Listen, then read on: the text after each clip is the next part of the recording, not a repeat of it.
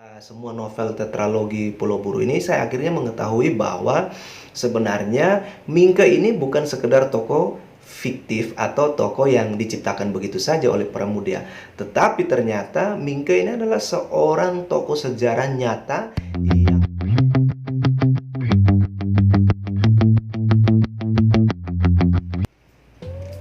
Halo guys, kembali lagi di Alex Pandang Channel, gudangnya hal bermanfaat. Dan hari ini saya akan mereview sebuah buku yang merupakan salah satu bagian atau salah satu kelanjutan dari tetralogi Pulau Buru, yaitu buku ketiga dari Pramudia dengan judul Jejak Langkah. Tetapi bagi teman-teman yang baru ketemu channel ini, mohon langsung di like, subscribe, atau segera bunyikan tanda lonceng yang ada di akunmu sehingga kamu bisa terus mengikuti update konten-konten terbaru yang akan hadir pada channel saya. Terima kasih ya. Novel Jejak Langkah ini adalah merupakan buku ketiga ya, atau seri ketiga dari tetralogi Pulau Buru, yakni 4 buku legend ya milik Pramudia Anantatur setelah Bumi Manusia buku pertama, Anak Semua Bangsa buku kedua, dan Jejak Langkah ini buku yang ketiga sebelum buku keempat yang berjudul Rumah Kaca. Nah, berbeda dengan dua novel sebelumnya yang masih kental dengan nuansa atau cerita-cerita romansa yang terselip atau yang diselipkan di dalam kisah-kisah perjuangan. Tetapi di novel ketiga ini temanya itu benar-benar sudah keluar dari tema-tema romansa itu ya. Jadi kita kalau membaca secara utuh sampai selesai, maka kita akan menemukan bagaimana proses-proses pergerakan kemerdekaan yang dilakukan oleh orang-orang muda saat itu, yang ditunjukkan oleh Pramudia lewat peran dari tokoh Mingke. Nah, seperti yang saya bilang tadi, bahwa di akhir dari novel Anak Semua Bangsa, kita ketahui bersama bahwa Mingke itu akhirnya meninggalkan Nyai Ontosoro dan seluruh teman-teman juga meninggalkan semua pengalaman dia di Surabaya, dan dia menuju ke Batavia untuk ingin mencari jati dirinya.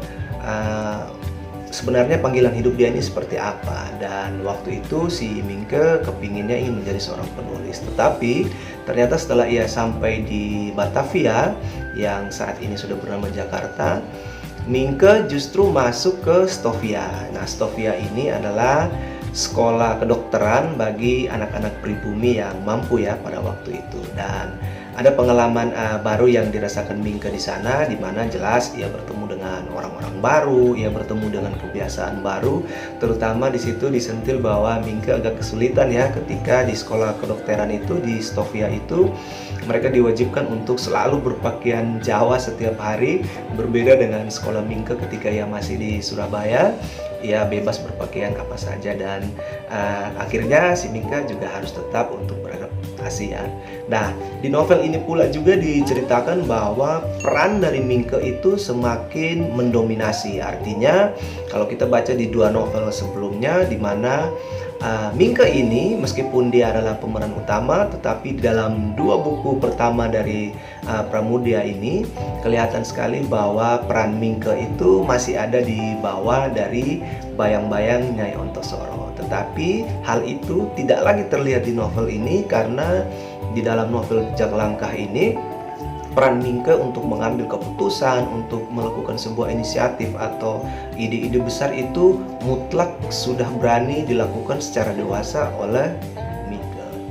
Nah, dalam novel ini juga lebih banyak diceritakan tentang pengalaman-pengalaman studi dari Mingke ketika ia berada di Stovia, yang akhirnya memuarakan dia untuk melakukan berbagai macam aksi-aksi sejarah yang cukup keren kalau menurut saya, karena lewat Stovia atau sekolah kedokteran yang dijalani oleh Mingke ini, ia akhirnya mempunyai kesempatan untuk bertemu dengan tokoh-tokoh senior yang sudah ada di saat itu ya, seperti Dr. Wahidin Sudirohusodo itu, juga Bung Tomo ya. Dan ini yang merupakan ini yang kalau menurut saya merupakan salah satu keunggulan dari novel Jejak Langkah ini, karena Pram begitu piawai untuk menempatkan fakta-fakta sejarah dalam kisah-kisah yang enak dan ringan untuk dibaca, sehingga akhirnya begitu kita baca, kita baru terkejut, oh begini ceritanya ya, begitu. Dan ini menurut saya salah satu cara Pram untuk mengajarkan kita agar tidak melupakan sejarah begitu saja lewat cara yang ringan, enteng, dan sangat menarik. Dan hal lain yang saya temukan di dalam novel ini adalah bagaimana pada akhirnya si Mingke ini bertemu dengan kekasih jiwanya, yaitu Aung San Mei, dan mereka akhirnya menikah. Aung San Mei ini pun juga berasal dari keturunan Tiongkok ya. Dan setelah ia menikah dengan Aung San Mei inilah pemikiran-pemikiran Mingke itu menjadi lebih tajam, lebih kritis, sehingga ia akhirnya memutuskan untuk membuat sebuah organisasi, karena akhirnya Mingke menyadari bahwa perjuangan itu tidak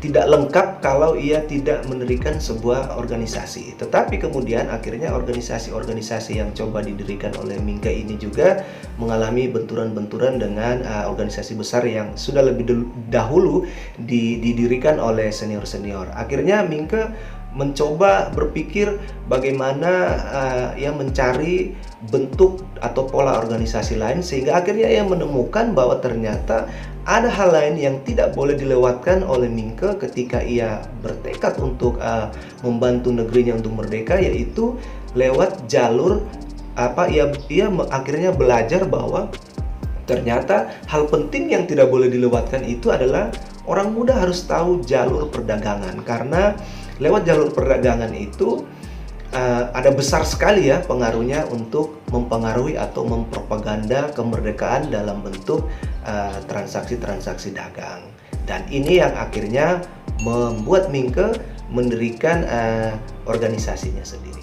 Jadi upaya Mingke untuk mendirikan organisasi itu tidak berjalan begitu mudah atau gampang atau begitu saja ya, tetapi ada suka duka yang dilewati oleh Mingke. Nah, pertama itu Mingke mendirikan syarikat Priai ya, di mana ia bertujuan untuk membantu orang-orang pribumi untuk semakin mudah mendapatkan hak hukumnya, mendapatkan informasi hukum dan edukasi-edukasi hukum. Nah, bersamaan dengan itu ia juga mendirikan Medan Priai. Nah, Medan Priai ini sebagai sebuah wadah atau surat kabar yang akan membantu Mingke untuk menjalankan propaganda-propagandanya mengedukasi rakyat pribumi pada waktu itu. Tetapi seiring berjalannya waktu, syarikat Priai yang dijalankan oleh Mingke ini tuh kandas, tetapi tidak dengan Medan Priai, karena Medan Priai masih terus diupayakan dengan begitu gigih dan begitu bertekad, sehingga Mingke masih bisa mempertahankan syarikat Priai. Hingga pada satu saat si Mingke ini juga bertemu dengan Dr. Tomo ya. Nah, ini salah satu kehebatan dari Pramudia ya, bagaimana ia begitu jeli, begitu piawai meramu fiksi dengan fakta-fakta sejarah, sehingga membuat kita semakin merasa baik ya, merasa enak sekali membaca buku ini, merasa enteng bagaimana fakta-fakta sejarah dihadirkan dalam cara-cara yang sangat ringan dan memudahkan kita untuk mengingat-ingat sejarah yang ada di masa lampau. Nah, di dalam perjalanan itu diceritakan bahwa Mingke akhirnya bertemu dengan Tomo. Tomo ini adalah merupakan Dr. Sutomo yang pada akhirnya mendirikan Budi Utomo. Mingke pun itu bergabung, tetapi karena ada berbagai perbedaan visi, Mingke akhirnya keluar. Nah, setelah keluar, ia akhirnya menemukan satu fakta bahwa pergerakan menuju kemerdekaan itu tidak bisa menyepelekan yang namanya perdagangan, karena perdagangan juga merupakan salah satu faktor yang akan mempengaruhi kemakmuran dari sebuah bangsa. Akhirnya Mingke mendirikan SDI atau Syarikat Dagang Islamiyah. Dan Mingke tidak pernah menyangka ternyata organisasi yang ia dirikan ini akhirnya bisa bertumbuh besar dan cukup terkenal pada saat itu. Diceritakan dalam novel ini, bahkan sangat dikenal oleh sebagian masyarakat yang ada di Asia Tenggara. Dan akhirnya lewat organisasi inilah Mingke berhasil, dan upaya dia untuk semakin dekat kepada pergerakan kemerdekaan yang dilakukan gencar lewat propaganda-propaganda dagang dari organisasi Mingke ini, hampir saja membuat mereka itu berada untuk menggenggam kemerdekaan. Tetapi sayangnya karena blunder dari teman-teman yang ada di media Priai sebagai salah satu surat kabar pada waktu itu, akhirnya SDI ini atau Syarikat Dagang Islamiyah ini terpaksa bubar, dan ini sangat mengecewakan kita semua. Tetapi di dalam novel ini juga kita temukan bagaimana meramu tokoh-tokoh sejarah itu hadir dalam perjalanan karir dari organisasi yang didirikan Mingke ini, dan mereka itu bukan sekedar lewat, tapi sebenarnya juga memberikan banyak dukungan-dukungan moral, dukungan-dukungan pemikiran kepada Mingke sehingga ia berhasil membesarkan organisasi yang disebut dengan nama Syarikat Dagang Islamiyah, dan ini sangat keren sekali. Nah, novel ini secara keseluruhan itu bercerita tentang itu, bagaimana kita melihat peran organisasi di awal-awal pergerakan kemerdekaan itu sangat-sangat vital ya, sangat-sangat penting. Bagian penting lainnya yang membuat saya secara pribadi akhirnya sangat kagum dengan novel Jejak Langkah ini, karena di situ ada satu bagian di halaman-halaman terakhir, halaman 500-an itu ada inisial nama dari salah satu pendiri Medan Priai yang disimbolkan lewat 3 huruf ya, TAS, dan ternyata setelah saya membaca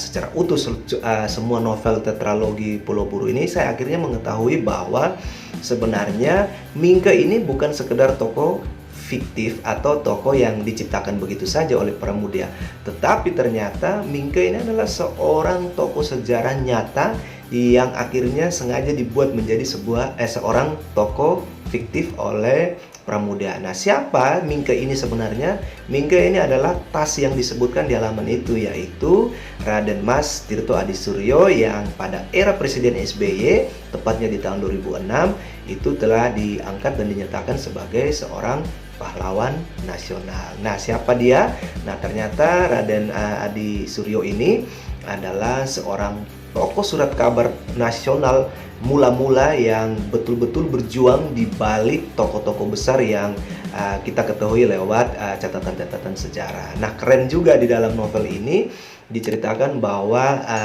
tokoh-tokoh pahlawan itu diberi nama simbol-simbol saja ya, oleh ada julukan-julukan tersendiri oleh Pramudia, seperti ketika Mingke ada hubungannya dengan Raden Ajeng Kartini, tapi di situ tidak disebut Raden Ajeng Kartini, tetapi disebut saja sebagai seorang tokoh perempuan dari Jepara, seperti itu. Nah, novel ini saya sangat sarankan bagi teman-teman untuk membacanya, karena lewat membaca karya Jejak Langkah ini kita menjadi semakin memahami betapa penting, betapa luar biasanya peran dari organisasi-organisasi, sehingga membuat kita bisa merdeka, bisa menikmati kemerdekaan hingga saat ini. Oleh karena itu, saat ini pula organisasi itu juga masih penting. Kita bisa menggunakan wadah organisasi ini untuk membuat pergerakan-pergerakan yang positif ya, untuk mencapai tujuan-tujuan yang positif. Demikianlah review singkat saya dari tentang novel Jejak Langkah yang merupakan lanjutan dari buku Anak-anak Semua Bangsa ini. Semoga bisa menambah pengetahuan teman-teman, terutama tentang bagaimana sih tentang novel tetralogi Pulau Buru ini. Tetap semangat membaca, dan sampai jumpa pada konten-konten saya yang berikut. Terima kasih.